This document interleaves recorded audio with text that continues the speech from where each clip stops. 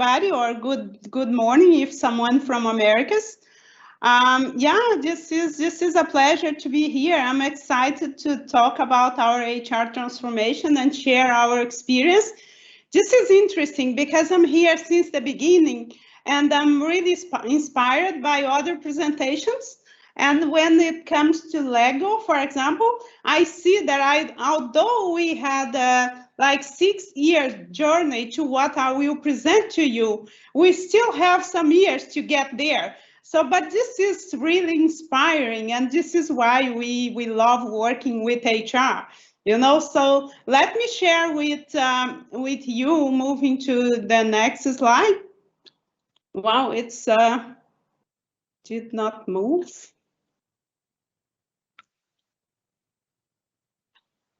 Should I do something different? I think you can actually do it yourself. Yes. Oh, okay. It works now. You have the power. Yeah, now I have it. Well, actually, I'm not going through the agenda. It's more to give you an idea if you receive the presentation.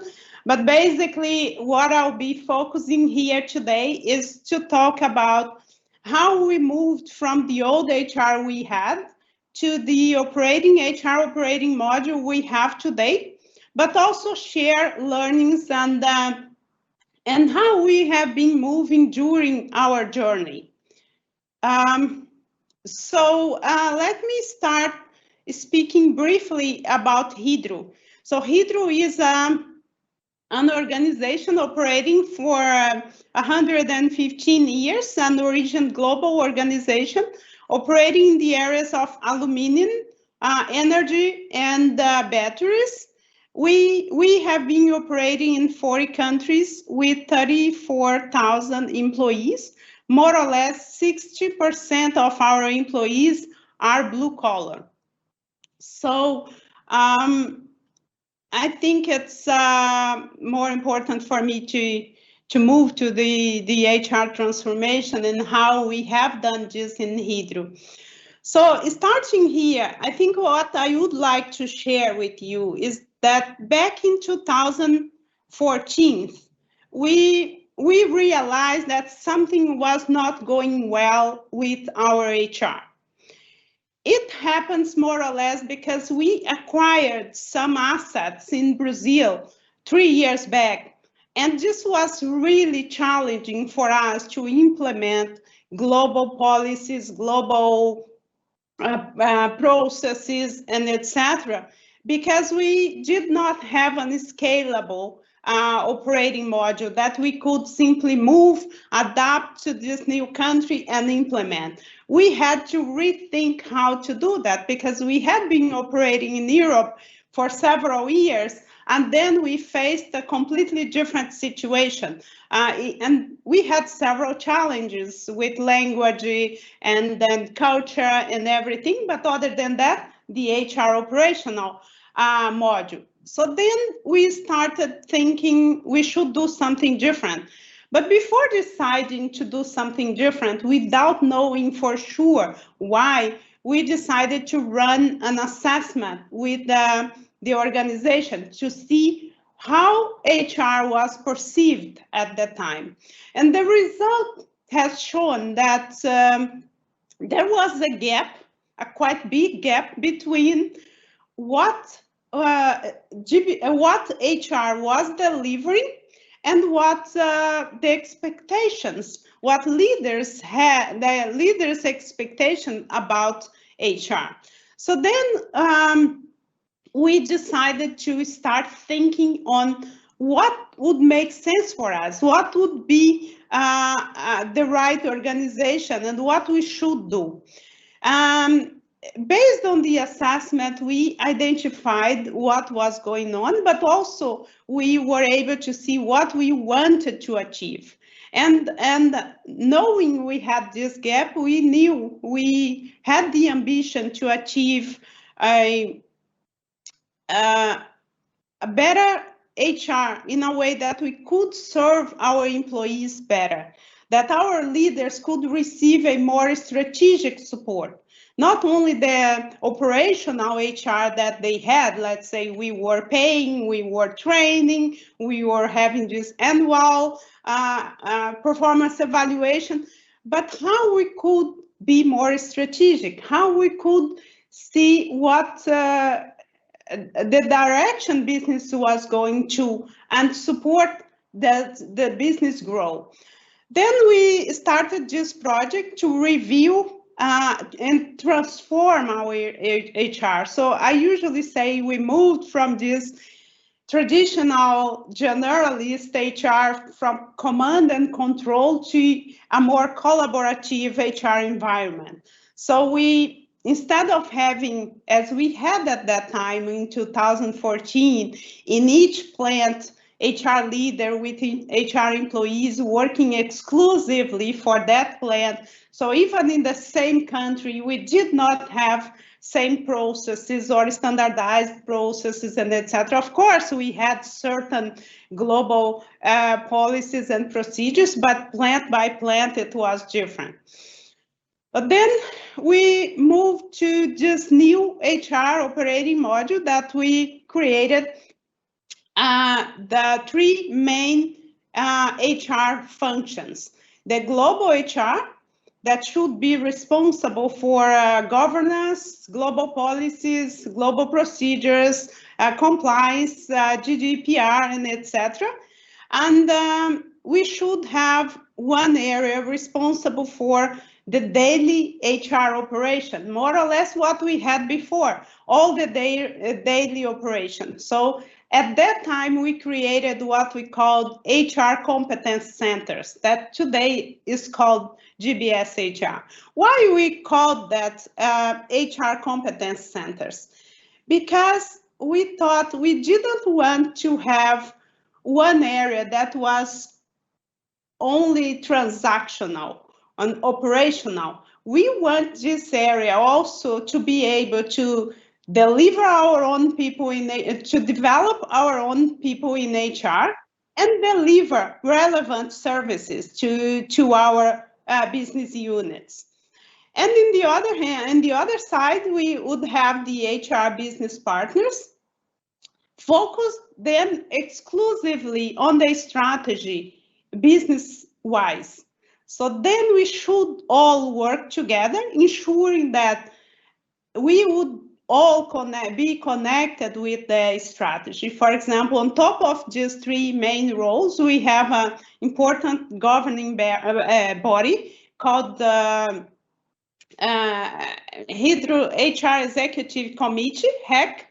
And in this body, we sit together, the leaders of global HR, the leader of global business services HR, and the leaders of HRBPs, to ensure we have the right alignment. We discuss and we create a strategy together, and we discuss how we will deploy this strategy together. And we need to work with in a collaborative way, because we are not leaders of each other. We are independent. We have the dotted line to our EVP HR, but each one on his or her responsibility, not having a reporting line to each other. So basically, and mainly for leaders, we also identified in our organization that the leaders, they were so much dependent on HR. They used to have HRs as babysitters. HR was there doing leaders' work. And we had this ambition to lift the leadership and ensure we could develop our leaders to be leading, to be in the driving seat.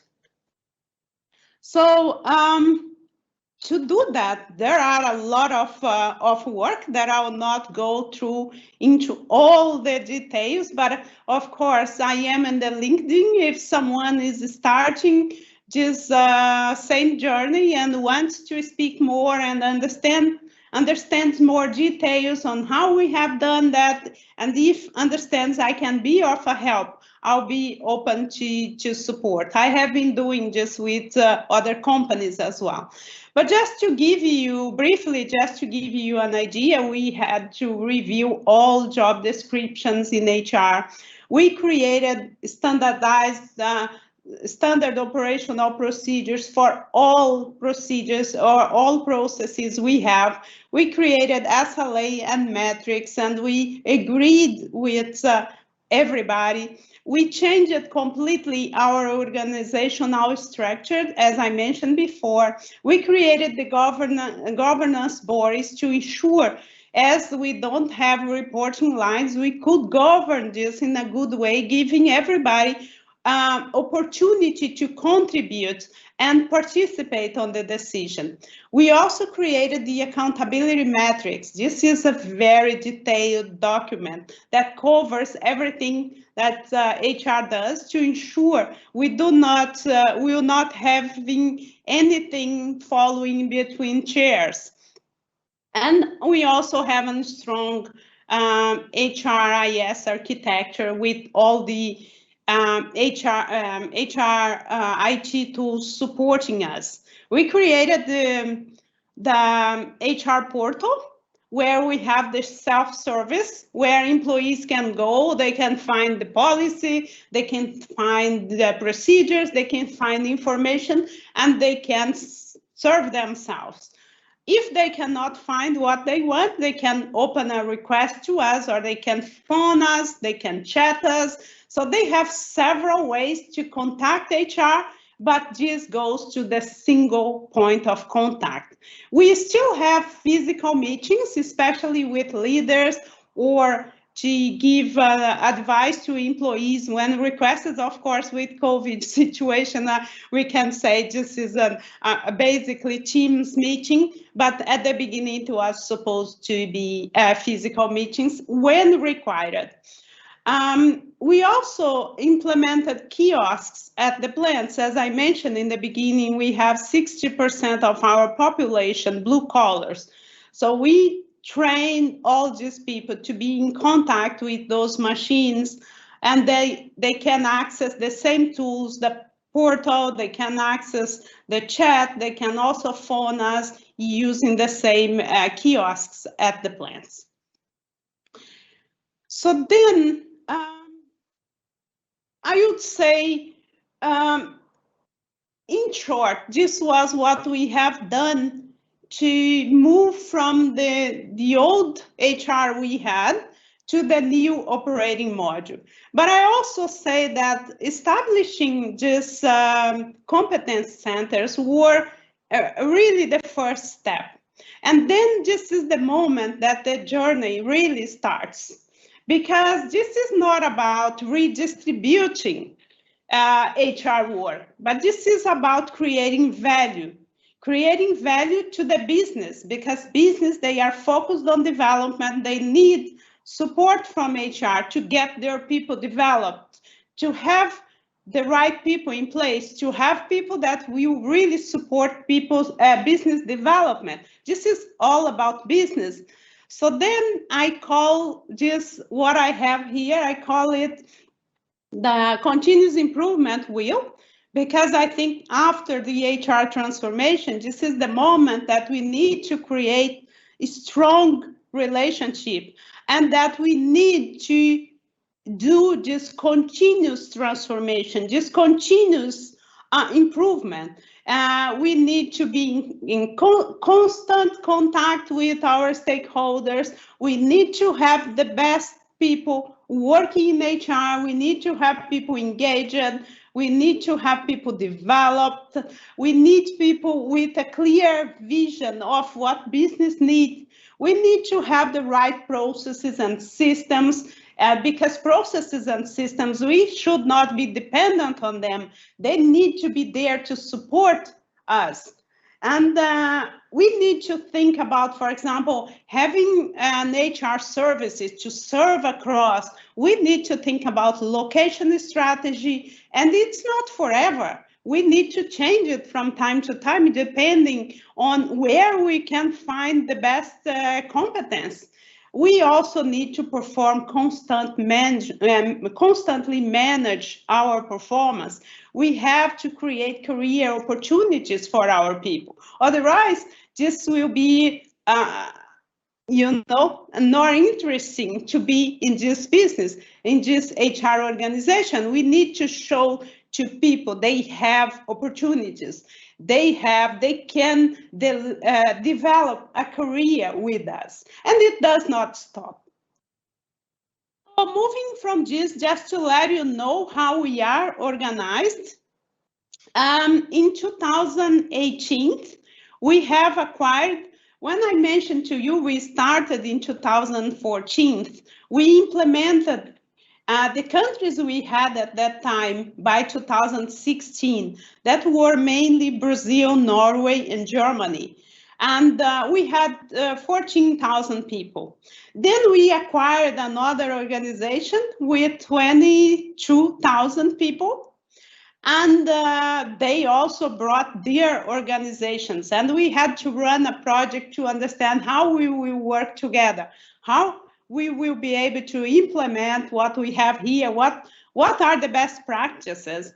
And we realized they had a GBS for finance and IT, but they didn't have for HR. So then for HR, it was an opportunity for us to join this new organization, this organization called GBS. This is when we were renamed from HR Competence Centers to GBS HR.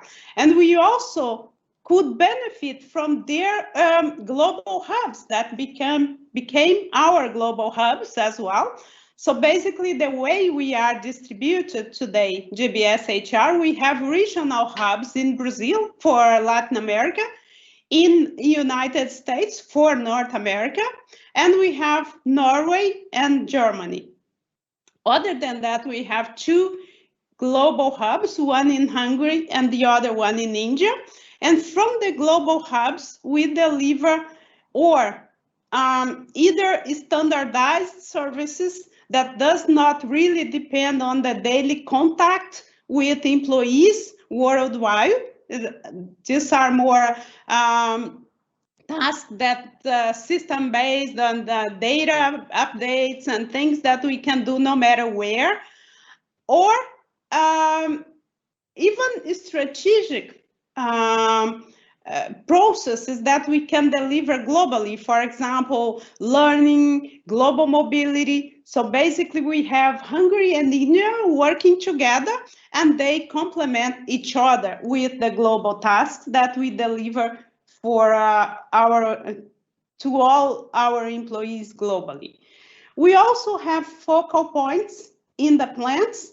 So we do not work only with centralized teams. We say we have a centralized team, but this is a virtually centralized team. No matter where our people work, with support from the technologies that we have, we are working in a centralized way, but virtually. So then this allows us to have a person sitting in the north of Brazil and reporting to someone in Hungary, and nobody knows that this person is not sitting in Hungary, for example.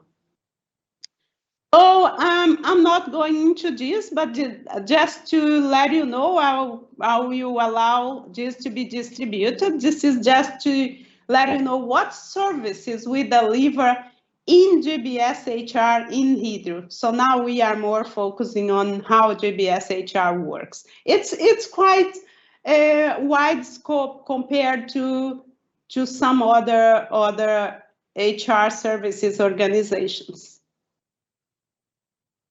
I think just a slide, we can spend a few minutes because it's really interesting, and it helps us a lot. It's the way we manage performance. We have in Hydro our business systems, and we are in GBS HR. We have a systematic approach to the business system. This is the way we ensure in a daily basis that we meet frequently to see what's going on, what can be better. Is there any problem? How can we prepare in advance for this problem? How can we be proactive? We do not wait for problems to come and then we need to be reactive. Of course, it happens from time to time, but we try as much as we can to be proactive.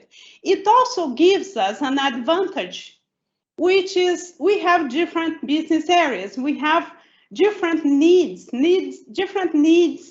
country by country, business by business, and we serve all this business. So I usually say that as we are standardized on what is transactional, as we work with this systematic approach to business system to ensure we avoid errors, we learn from our errors, we improve next time. It also gives us some flexibility to customize, to adjust, and support business when this is required. And we cannot forget that during all journey, we have disruptions.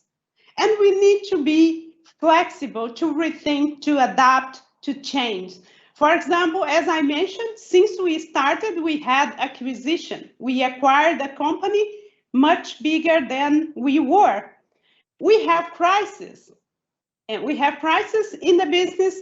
We had cyber attack in 2019. We had the COVID, we all had the COVID pandemic, and we had divestments. So we had all this in these 6 years. So having a good HR module helped us to deal with these difficult situations and also have some available time or be flexible to support the business according to the different needs. Well, so far we were able to achieve, I think we were able to achieve a lot, but I can mainly say that we have a greater competence for HR employees in general, but also throughout the organization, and we have better services. Today, we can deliver more strategic support to business, to leaders, and support leaders to be leaders, to drive their seats. And we have a much higher cross-country integration. We have better employee experience as we have an onboarding that we learn from other countries' experience, and we are always improving it. We have a much more consistent data management. When we started, can you imagine each plant had to prepare data and all this data to be consolidated in an Excel spreadsheet? Today, we just hit a button and we have several reports, but not only reports, but also supporting with analytic trends to help our leaders to make decisions. So, and we also were able to improve cost. Moving more to the end, I think I have 2 more slides, just one and one more. But I think it's things that we learned that I could share with you. We have to involve all stakeholders since the beginning. In some moments we think, oh, this is not yet moment to communicate because it's not mature yet. It creates uncertainty. Communicate the sooner the better, and involves everybody and tell the story and create a vision. People will understand, but they need to feel engaged. They need to feel part of it. Partner to the business. Understand your partner. One solution does not fit all. We need to be flexible. Understand the areas that we can standardize and the other areas that we cannot. In general, these are the areas that we add more value to business, add more value to leaders. Share the success stories. When you move in your journey, bring people together with you and share their stories. where you have already implemented the success you achieved. You never achieved success alone. You need to be together with people. Global versus regional teams. This works very well, but works better with global leadership. When we created our HR competence centers, they were reporting locally to the business in each region. And this did not work well in terms of standardizing processes and creating value, but it did not, we did not increase much the cross-country collaboration, the global collaboration. So now we moved to that. And analytics, I think I mentioned that this is crucial. So moving to the next one, because I think my time is over. I just would like to, in this slide, say that people are the fundament to all these things we have done. I think the most important thing is you need to invest on your people, to allow these people to support the organization and invest in all employees in the organization. You need to have business buy-in. The leaders need to support this journey. If you don't have the buy-in, this will be difficult to move. Also, make it clear roles and responsibilities. This is really important to avoid conflict. We need to lift HR competence. We need to invest on our HR people. We need to believe that investing on these people, we will achieve greater competence. They will be the ones in the driving seat. So basically, this is what I had to share with you. I could share more, but in this time, this is what I could share, and hope this can help the ones still starting this journey. Fantastic. Thank you so much. And what I would say, Nelia, is that we've had a few comments in from the audience. And the first one is, thank you for your tips. We could definitely feel your HR passion. So thank you. Your passion is very clear for, and I think I really love the words there around, you know, people are fundamental to our success. They're the basis to how we build great, successful organizations. So well done. So fantastic story. The other one also was a shout out just to say that, wow, what a challenging, amazing process that you've been through. And there's different elements, which is bringing a diverse, you know, a culturally diverse organization together, and also dealing with acquisitions as well. So not, you know, organic and non-organic growth. So well done. Thank you. Thank you. Thank you very much.